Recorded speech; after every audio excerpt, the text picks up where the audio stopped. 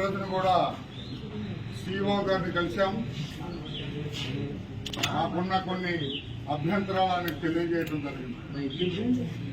సజ్జల రామకృష్ణారెడ్డి గారు ముఖ్యమంత్రి గారికి ప్రధాన సలహాదారుడు, కానీ అవగాహన రాహిత్యుడు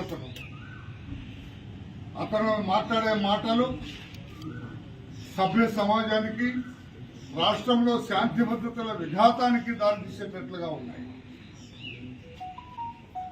అతను రెచ్చగొడుతూ ఉన్నారు, వాళ్ళ కార్యకర్తలను రెచ్చగొడుతున్నాడు. అతని మాటల్లో మేమే గెలుస్తాం, మిమ్మల్ని రోడ్ల మీద తిరగనేమన్నట్లుగా మాట్లాడుతున్నాడు ఆయన.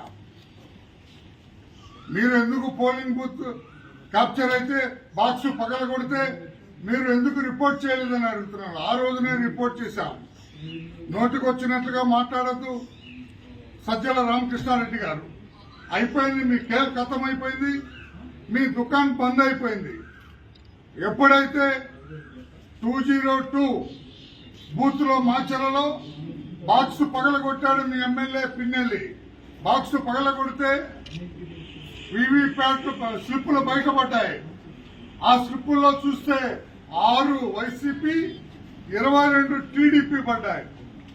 ఎప్పుడైతే మీ వాడికి పిచ్చెక్కింది, మీ అతనికి నిశ్శబ్ద విప్లవం వచ్చింది అక్కడ. ఎప్పుడైతే మాచర్ల ప్రజల్లో నిశ్శబ్ద విప్లవం వచ్చిందో 2-3 దఫాలుగా వీడున్నాడు, కానీ ఇతను ఎమ్మెల్యేగా ఉన్నాడు, కానీ ప్రజాస్వామ్యం చచ్చిపోయింది అక్కడ. రాజ్యాంగ పరిపాలన లేదు అక్కడ. రాష్ట్ర ప్రజలందరూ కూడా ఈ వినాశకర పరిపాలన మాకొద్దు, ఈ ఎమ్మెల్యే మాకొద్దు అని చెప్పి నిశ్శబ్దంగా ఎవరో బయటపడకుండా భయపడ్డారు బయటపడాలంటే. కానీ ఓటర్ దగ్గరకు వచ్చేటప్పటికి, ఓటేయటానికి వచ్చేటప్పటికి వాళ్ళ అభిప్రాయాన్ని నిర్భయంగా చెప్పారు. ఇదే రాష్ట్రం అంతా ఎక్కడైతే మాచర్లలో నిశ్శబ్ద విప్లవాన్ని ప్రజలు చూపించారో అదే రాష్ట్రంలో మిగతా 174 కాన్స్టిట్యుయెన్సీల్లో అదే చూపిస్తారు. అదే నిశ్శబ్ద విప్లవం అని చెప్పి కూడా నేను తెలియజేస్తున్నా. ఈ వైసీపీ పార్టీ ఈ నిశ్శబ్ద విప్లవంలో వీళ్ళ అరాచక పరిపాలన కొట్టుకుపోతుందని చెప్పి కూడా నేను తెలియజేస్తున్నా. రాష్ట్రం మొత్తం కూడా జగన్మోహన్ రెడ్డి గారు నిర్మించుకున్న ఈ నేర సామ్రాజ్యం, ఈ అవినీతి సామ్రాజ్యాన్ని రాష్ట్ర ప్రజలందరూ కూడా నిశ్శబ్ద విప్లవంతో కొట్టవతలు పడేశారు, వాటిని భస్మీపట్నం చేశారని చెప్పి కూడా నేను తెలియజేస్తున్నా. అందుకే ఈ రోజున రేపు కౌంటింగ్ లో ఏదో అలజడి సృష్టించాలనే ప్రయత్నం చేస్తున్నారు. కౌంటింగ్ సరిగా జరగకుండా చూడాలనే ప్రయత్నం చేస్తున్నారు. కౌంటింగ్ ఏజెంట్లని కిడ్నాప్ చేయాలనే ప్రయత్నం చేస్తున్నారు. వీటన్నిటి కూడా చాలు, మీ కేల్ ఖతమైపోయింది. పోలీసులు కూడా ఇదివరట్లాగా మీ మాటలు విని తప్పు చేసే స్థితిలో లేరు. పోలీసులు పూర్తిగా మారిపోయారు. చట్టబద్ధంగా వ్యవహరించడానికి సిద్ధంగా ఉన్నారు, న్యాయబద్ధంగా వ్యవహరిస్తారు. ఆంధ్రప్రదేశ్ పోలీస్ మాన్యువల్ ప్రకారమే పోలీసులు వ్యవహరిస్తారు. గతంలో మీరు చెప్పినట్టు వినని చెప్పి కూడా తెలియజేస్తూ, ఇప్పటికైనా రాష్ట్రంలో ప్రశాంతతగా ఉండటానికి, లా అండ్ ఆర్డర్ సరిగా ఉండటానికి సహకరించండి అని చెప్పి కూడా సజ్జల రామకృష్ణారెడ్డి అండ్ టీమ్ కి తెలియజేస్తున్నా. ఈరోజు పోలింగ్ బూత్ల్లో కూడా ఎక్కడ రిపోర్ట్ చేయలేదు కదా, రీపోలింగ్ అన్నాడు. ఆ రోజునే రీపోలింగ్ రిపోర్ట్ చేశాం. 32 బూత్ల్లో రీపోలింగ్ కావాలని అడిగాం. అర్థం లేకుండా, అవగాహన లేకుండా మాట్లాడుతూ మిస్టర్ సజ్జల రామకృష్ణారెడ్డి అని చెప్పి కూడా మేము తెలియజేస్తున్నా. మిగతా పెద్దలు దేవేంద్ర మాట్లాడుతున్నారు.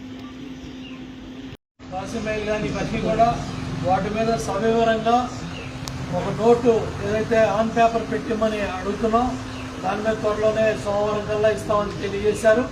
అట్లాగే ఎక్కడెక్కడ ఈ కౌంటింగ్ సెంటర్లో ఎన్ని టేబుల్స్ ఏ విధంగా ఎట్లా పడుతున్నాయో డీటెయిల్గా రాజకీయ పార్టీలకి తెలియజేయమని చెప్పి కోరాం.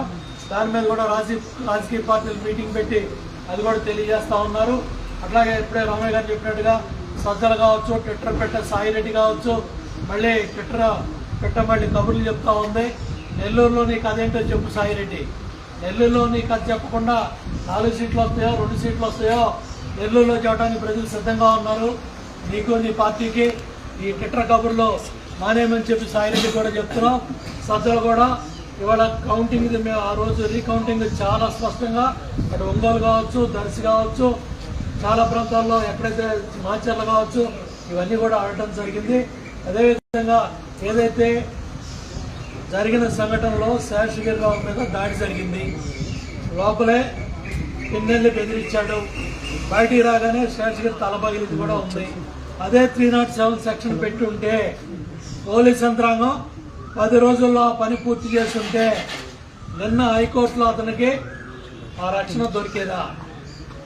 కాబట్టి ఇవన్నీ కూడా ప్రజలు అర్థం చేసుకుంటా ఉన్నారు. కాబట్టి కౌంటింగ్ ప్రక్రియ కూడా సక్రమంగా జరగాలంటే చీఫ్ సెక్రటరీ జవహర్ రెడ్డి తక్షణం ఆ పదవి నుంచి తప్పుకోవాలి. కేంద్ర ఎన్నికల పర్యవేక్షణ అధికారుల పర్యవేక్షణలోనే కౌంటింగ్ ప్రక్రియ జరగాలని చెప్పి కూడా కోరుతున్నాను.